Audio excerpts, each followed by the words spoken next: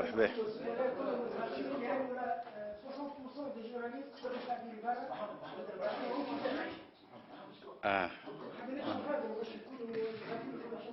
أنا لا مرحبا بهم. اوكي، السلام عليكم.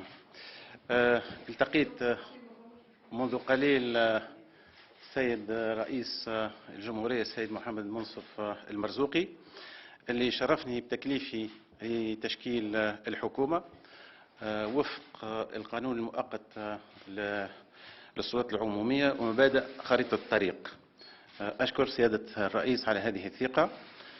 أود قبل كل شيء بهذه المناسبة التعبير عن تقديري واحترامي للسيد رئيس الحكومة السيد علي العريض، الحكومة المستقلة، ومن خلاله كافة طاقم الحكومي اللي أعمل معاه. وأريد أن أشيد بالدور الوطني المميز اللي لعبوا الرباعي في هذه المرحلة الحرجة، وكذلك جميع الأطراف اللي ساهمت في إنجاح هالحوار، واللي اتوج بمنحي ثقة لتشكيل هذه الحكومة وتحمل هذه المسؤولية. أريد كذلك أن أحيي إخوان نواب المجلس التأسيسي والسيد رئيس المجلس التأسيسي السيد مصطفى بن جعفر على الجهود المكثفة اللي قايمين بها لإنجاح كامل المسارات في أقرب وقت، ونتمنى لهم التوفيق. ونتمنى كذلك أن نحرز على ثقتهم يوم نتقدم بالحكومة بتشكيلة الحكومة لنيل الثقة بالمجلس الوطني التأسيسي. كما تعرفوا أنا ملتزم بتشكيل حكومة حسب القانون وكذلك حسب التزامات خريطة الطريق. الحكومة باش تكون حكومة كفاءات وطنية، يعني هذا المعيار الأول، وكذلك حكومة من مستقلين باش يكونوا إن شاء الله حكومة من ناس ووزراء كتاب دولة ومعاونين على نفس المسافة من كل الأحزاب، محايدين وليس لهم عداء لأي تيار أو لأي حزب سياسي.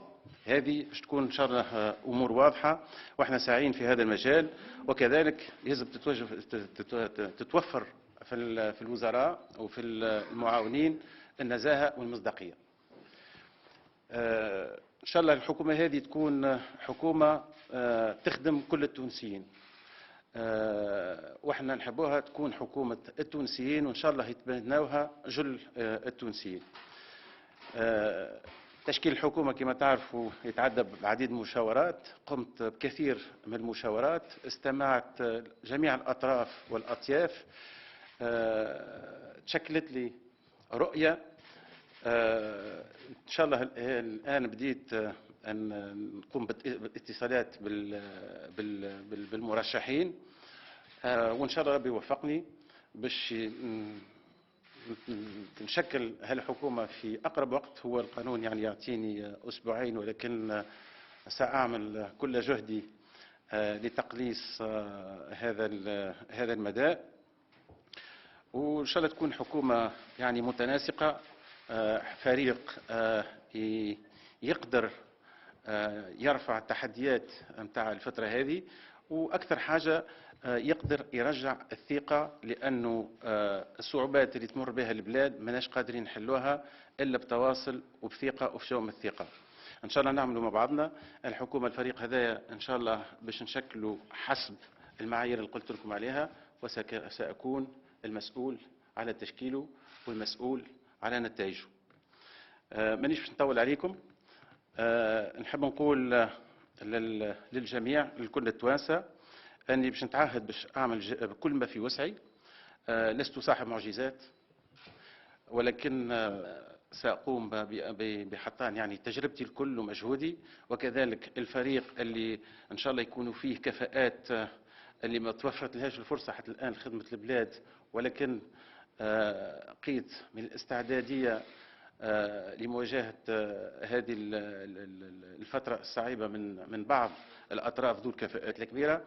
إن شاء الله جميعا نتوفقوا لمواجهة هذه المرحلة، وإن شاء الله تتكثف جهودنا لتذليل العقبات، لإرجاع الاستقرار، وكذلك لتصليح بعض ما يجب تصليحه، ومواصلة المشوار في كل ما تبنى على قاعدة، وإن شاء الله نوصلوا نغلبوا العقل ونغلبوا المصلحة الوطنية ونتقدموا ونوصلوا المرحلة من الاستقرار والأمن والسلام والرفاه. والسلام عليكم ولله التوفيق. لما ان شاء الله شوف ان شاء الله نلقاو مواعيد اخرى باش نتحاسبوا مع بعضنا. انا نيتي ان شاء الله نقعد ديما في التواصل.